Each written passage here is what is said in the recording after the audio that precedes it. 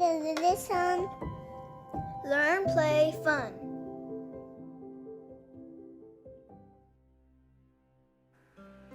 अस्सलाम वालेकुम।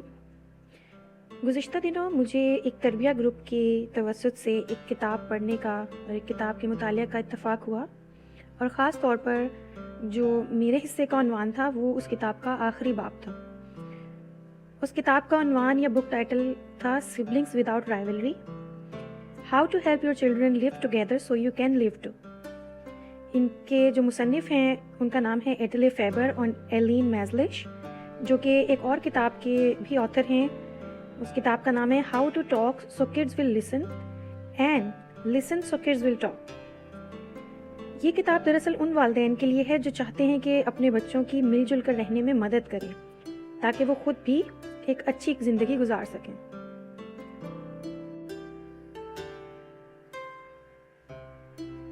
इस किताब का जो आखिरी बाब है उसका उन्वान है making peace with the past, माजी के साथ सुलह करना। इस किताब में जो मुसन्निफ़ा है उन्होंने ज़िक्र किया है कि वो एक सेशन का इनेकाद कर रही थी और जिसमें बमुश्किल उनको मिलाकर 6 लोग मौजूद थे उस कमरे में। और मुसन्निफ़ के मुताबिक ये सेशन जो था वो जज्बाती तौर पर बहुत निढाल कर देने वाला था, क्योंकि इस सेशन में जो बड़े थे वो बात करने वाले थे कि वो अपने बच्चों की जो आपस में लड़ाई झगड़े होते हैं उनसे कैसे निपटें। लेकिन ये सेशन कुछ इस तरह से हो गया कि इस कमरे में मौजूद, उस सेशन में मौजूद जो एक खातून है, पहला किरदार, वो बहुत परेशान थी। और वो एक ऐसा किरदार थी, ऐसी खातून थी जिनकी वालदा उनकी बहन को उस पर तरजीह देती थी। तो जो सेशन की ऑर्गेनाइज़र थी उन्होंने इस चीज़ की इजाज़त दी कि क्यों ना आप अपने बचपन से रिलेटेड मामलात या वाक़यात को लेकर उसका ज़िक्र करें, ताकि हमें पता चले कि माजी में आपके साथ आपके बहन भाइयों के जो ताल्लुकात थे वो कैसे थे। उन खातून की बहन का नाम डोरोथी था, जिनका वो अक्सर उस सेशन के दौरान ज़िक्र करती रहती थी। तो उन्होंने बताया कि उन्होंने अपनी बहन डोरोथी को फ़ोन किया, और डोरोथी मैरिड थी और दूसरे शहर में रहती थी। तो उन्होंने उनसे दरख्वास्त की कि वो किसी वीकेंड पर अपने खावंद और बच्चों के अलावा अलग से मिलेंगी और आपस में बातचीत करेंगी। तो उन खातून ने बताया कि जब हमारी मुलाकात हुई तो मैंने उससे पूछा कि तुम्हारा क्या ख़्याल है कि हमारी अम्मी ने हमें बचपन में जो मुख्तलिफ़ रोल्स दिए हुए थे, क्या इसने हमारी ज़िंदगियों और बचपन के ताल्लुकात पर किसी हद तक असर डाला। पहले तो वो नहीं मानी, लेकिन फिर इसने इतराफ़ किया कि किस तरह वो अपने आप को एक मिसाली बहन होने की वजह से अंडर प्रेशर महसूस करती थी। डोरोथी ने अपनी बहन को कहा कि एक दफ़ा तो उसे ऐसे लगा कि इसकी अम्मी हम दोनों को शायद एक दूसरे से दूर रखना चाहती हैं, और ना चाहते हुए भी डोरोथी ने ये इतराफ़ किया कि मैं ख़ुद भी एक किस्म के एहसास से बरतरी में मुब्तला हो गई। मुझे भी ऐसा लगता था कि अगर अम्मी ने कहीं तुम्हें तवज्जो दे दी तो मेरे स्पेशल होने का एजाज़ मुझसे छीन ना जाए। फिर उन खातून ने बताया कि ये बात कहकर मेरी बहन डोरोथी जो है वो फूट फूट कर रोने लगी। तो फिर मुझे एहसास हुआ कि मुझसे ज़्यादा तो मेरी बहन ने सफ़र किया है, क्योंकि वो बचपन से एक ऐसे लेबल और एक ऐसे बैज का मान रखने के लिए जो उसकी अम्मी ने शायद अनजाने में उसे बचपन में दे दिया था, वो हमेशा अपने आप को बरतर करने, अपने आप को अपने दूसरे बहन भाइयों से बरतर बनाने में ही मसरूफ़ रही, और उसे एहसास ही नहीं रहा कि उसके ताल्लुकात किस तरह से उसके बाकी सिबलिंग्स के साथ जो है वो मुतासिर हो रहे हैं। उस सेशन में एक और साहब थे जो कि उस चैप्टर के दूसरे किरदार हैं। वो साहब एक ऐसे आदमी थे जिनके बाकी भाई को उनके वालिद ने घर से निकाल दिया था, और कोई बहन भाई इनसे मिलने का मजाज नहीं था। तो उन साहब ने बताया कि जब वो बड़े हो गए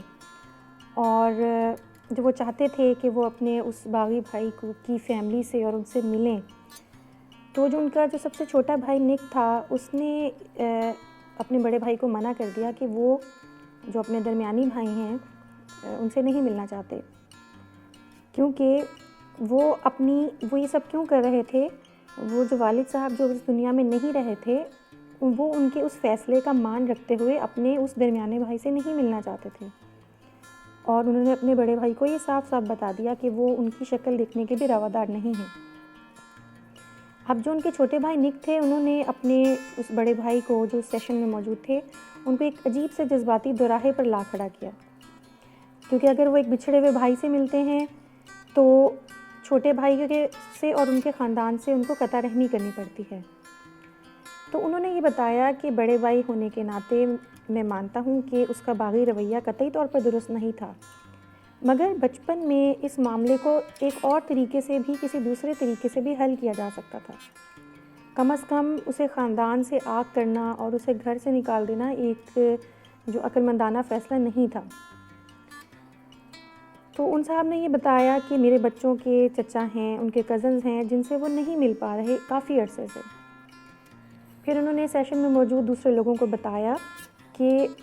ان کا لائحہ عمل اب یہ ہوگا کہ میں اپنے چھوٹے بھائی نک کو کال کروں گا اور اسے اس بات پہ کنونس کروں گا کہ جو ان کے بیٹے کا عقیقہ ہے اس پر سب لوگ آئیں، اس پہ مل جل کر بیٹھیں اور اس میں آپس میں بات چیت کریں۔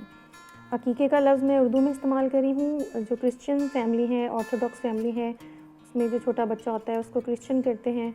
تو وہ اس کی ایک کوئی رسم ہوتی ہے۔ تو بہرحال ان آدمی نے اپنی یہ کہانی بتائی اپنے بچپن کے اور اپنے سبلنگس کے ساتھ ریلیشن شپ کو لے کر۔ اسی سیشن میں ایک اور خاتون بھی موجود تھی جو کہ اس کا ایک تیسرا کردار تھی اس سیشن کا۔ ان کے مطابق وہ ایک ایسی خاتون تھیں جن کی والدہ نے ان پر ایک مکمل شخصیت ہونے کا لیبل لگا کر ان سے ایک ذمہ دار اور بڑوں جیسی توقعات وابستہ کر رکھی تھیں۔ ان خاتون نے بتایا کہ ان کی چھوٹی بہن تھی لینا، جس کو لے کر اس کی والدہ بہت فکر مند رہتی تھیں اور وہ ہر وقت اسی کے رویے کو لے کر اپنے چیلنجز کو اور اپنی مدرہڈ چیلنجز کو لے کر وہ اپنی بڑی بیٹی سے ان معاملات کو ڈسکس کرتی تھیں۔ مثال کے طور پر آج لینا نے یہ کر دیا، آج لینا نے وہ کر دیا، مجھے تو لینا کے رویے کو سمجھ ہی نہیں آتی کہ اسے کیا ہو گیا ہے، وہ بیمار رہتی ہے، مجھے اب اس کو ڈاکٹر کے پاس لے جانا ہے۔ الغرض کہ وہ بڑی بیٹی سے اپنی چھوٹی بیٹی کے بارے میں ہی ہر وقت ڈسکس کرتی رہتی تھی اور اپنی جب بھی بڑی بیٹی سے بات کرتی تھیں تو اسے ہمیشہ ایک پازیٹیو افرمیشن ہی دیتی تھی کہ شکر ہے کہ میری جو یہ بڑی بیٹی ہے یہ تو ایسی ہے کہ میں اس پر بہت زیادہ اعتماد کر سکتی ہوں، اور اکثر یہ کہتی تھیں کہ میں بہت خوش قسمت ہوں کہ کم از کم اللہ تعالیٰ نے مجھے ایک سمجھدار بیٹی تو دی۔ تو وہ خاتون یہ بتاتی ہیں کہ جب میں بڑی ہوئی اور میری اپنی والدہ سے بات کرنے کا اتفاق ہوا تو میں نے انہیں بتایا کہ کیا آپ کو معلوم ہے کہ اگر آپ میرے اوپر ایک مکمل پرفیکٹ پرسنالٹی ہونے کے رول یا لیبل کو یا بیج کو نہ لگاتی تو میں کیسا محسوس کرتی۔ انہوں نے یہ بتایا کہ میں نے اپنی مدر کو یا اپنی والدہ کو یہ بتایا کہ اگر آپ ایسا نہ کرتی تو مجھے ہر وقت اچھا بننے اور دکھنے کی ضرورت نہیں تھی، مجھے اس چیز کی سمجھ آ جاتی اور مجھے اس چیز کا بھی احساس ہوتا کہ ہر وقت پرفیکٹ بننے کی ضرورت نہیں ہے اور ہر وقت اپنی والدہ کو خوش رکھنے والا بچہ بننے کی ضرورت نہیں ہے۔ میں اپنے آپ کو یہ بھی سمجھاتی کہ میں بھی کبھی ضدی، شرارتی، بیوقوف اور غیر مستقل مزاج ہو سکتی ہوں، میرے سے بھی کبھی غیر ذمہ دارانہ رویہ توقع کیا جا سکتا ہے اور اٹس اوکے، کبھی بھی اگر ایسا ہوتا ہے تو یہ نارمل چیز ہے۔ انہوں نے اپنی والدہ کو کہا کہ اگر آپ مجھے یہ بتاتی کہ اگر تم سے کوئی غلطی بھی ہو جائے تب بھی میں تم سے اتنا ہی پیار کروں گی جتنا میں تم سے تمہاری پرفیکشنزم کے ساتھ کرتی ہوں تو شاید میرے اندر یہ احساس کمتری نہ رہتا۔ انہوں نے بتایا کہ جب میں نے اپنی والدہ کو یہ بتایا اور انہوں نے اس بات کو سنا تو وہ یہ سن کر رو پڑی۔ تو پھر ان خاتون نے کہا کہ تب میرے اندر ایسے لگا کہ جیسے کچھ پگھل سا گیا ہے۔ تو پھر میں نے اپنی والدہ کو کہا کہ امی مجھے نہیں پتا کہ اتنے عرصے میں آپ کو کیا چیلنجز درپیش رہے، بچوں کی پرورش کو لے کر آپ کو کیا کیا مشکلات کا سامنا کرنا پڑا۔ پھر انہوں نے کہا کہ میں نے اپنی والدہ کو حق کیا اور انہوں نے بھی کہا اٹس اوکے۔ پھر انہوں نے کہا کہ مجھے اندازہ ہوا کہ ایک صرف سننا، جسٹ لسننگ، یہ ایک ایسی بڑی طاقت ہے کہ کسی بھی بڑے جذباتی زخم کو مندمل کرنے کے لیے بہت اہمیت رکھتی ہے۔ اس وقت میری امی نے مجھے بہت غور سے سنا، میرے دل کا غبار نکل گیا اور ہمارے بیچ میں جو فاصلے تھے، جذباتی فاصلے تھے، وہ ختم ہو گئے۔ Don't forget to subscribe our channel. Bye.